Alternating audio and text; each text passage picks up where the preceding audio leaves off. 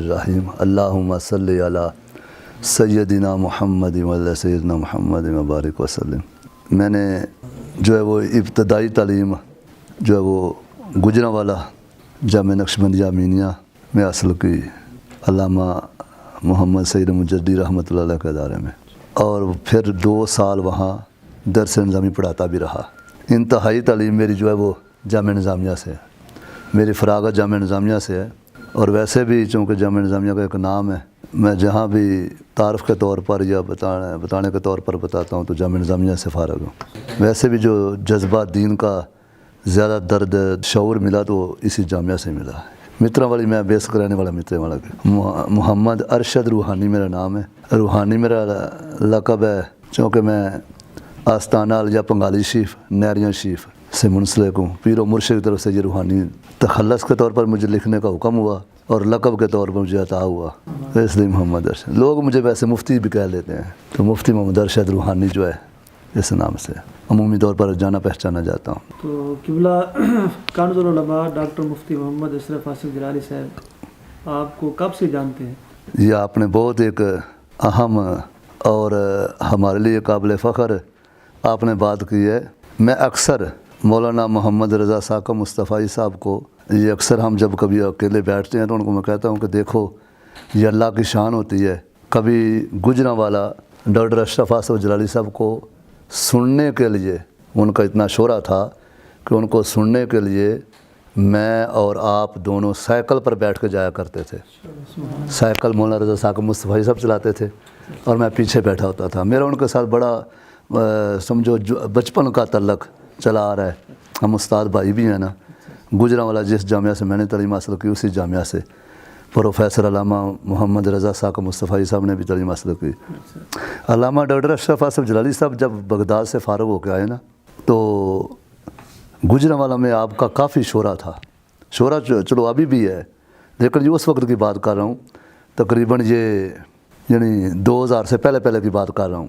تو 1990 سے لے کر 1999 کی یہ جو دہائی جو ہے نا، لاسٹ دہائی پچھلی صدی کی، اس کی بات کر رہا ہوں۔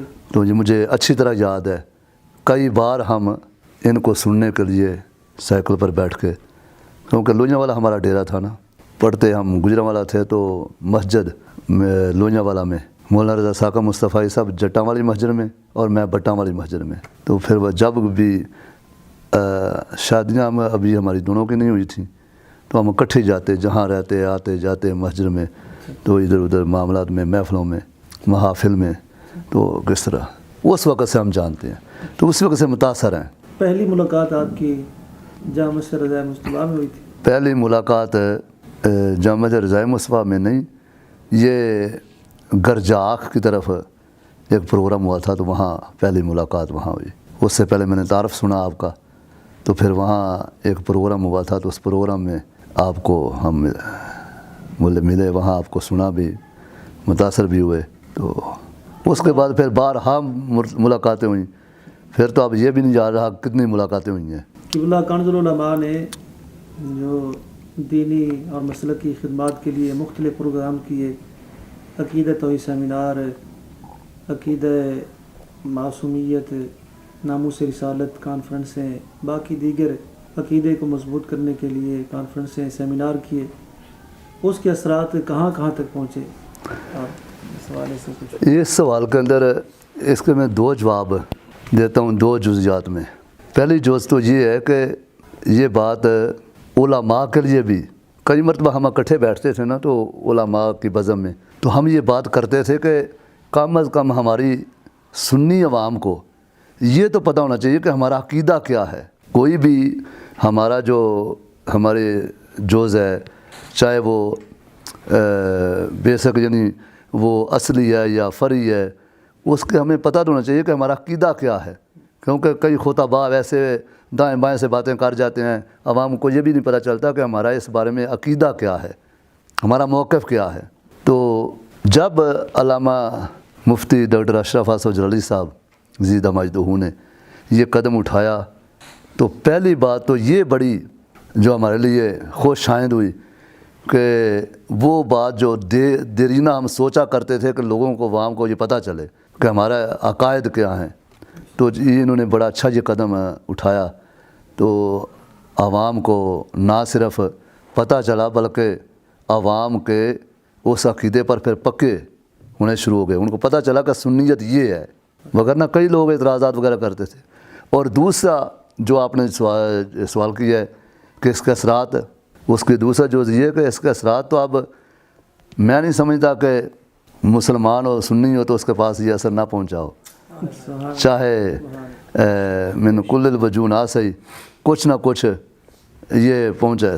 حتیٰ کہ یہ بات بڑی عجیب ہے یہ کہ جو پیچھے یہ چند ماہ سے یا یہ سال جو گزرا ہے اس میں جو یہ خلشیں گزر رہی ہیں، میں حیران ہوا ہوں اس بات پہ کہ جو چند لوگ مخالفین تھے ہمارے اپنے، ان کے جو مریدین متعلقین یا متوسلین یا ان کے شاگرد، وہ بھی کئی تو ایسے ملے ہیں کہ جو تائب ہو گئے، ان سے پیچھے ہٹ گئے ہیں کہ نہیں جی یہ ان کا چونکہ سنیت والا موقف نہیں رہا، ہم ان سے تائب ہیں.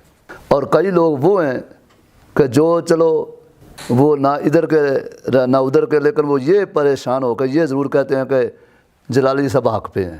الحمدللہ وہ حق پہ ہیں، وہ جو کر رہے ہیں وہ ٹھیک کر رہے ہیں. تو مطلب یہ ہے کہ میں اگرچہ جماعت اہل سنت کے پلیٹ فارم پہ کام کر چکا ہوں، جمیعت علماء پاکستان کے پلیٹ فارم پہ، سنی تحریک پلیٹ فارم پہ، تحریک لبیک کے پلیٹ فارم پہ، لیکن میں اس نتیجے پہ پہنچا ہوں کہ اگر اس دور حاضر میں اگر سنیت پر کوئی کام کر رہا ہے تو ڈاکٹر اشرف اصغر جلالی صاحب کی شخصیت ہے. اچھا، کیونکہ کنز العلماء نے جو عقیدہ معصومیت بیان کیا پیچھے چند ماہ پہلے، اور 14 صدیوں کے علماء و مشائخ کا عقیدہ یہی رہا، اس کو بیان کیا.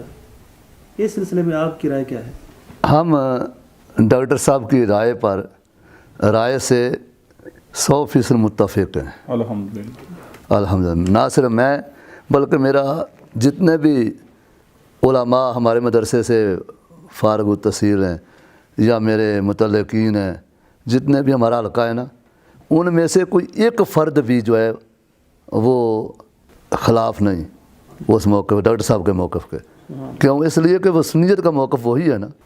زیادہ ہمارے کئی جو لوگ وہ اتنا کہہ سکتے ہیں یا اتنا کہہ جاتے ہیں کہ ڈاکٹر صاحب نے بات وہ کی ہے تو سچی، لیکن لوگوں کو برداشت نہیں ہوئی، بس یہ کہہ دیتے ہیں. یا کہ یہ کہہ دیتے ہیں کئی کہ عوام میں یہ کرنے والی بات نہیں تھی، یا عوام کے شعور سے یہ اوپر سے گزر گئی، ان کو سمجھ نہیں آئی اس لیے عوام بھٹک گئی. وگرنہ بات تو ٹھیک ہے.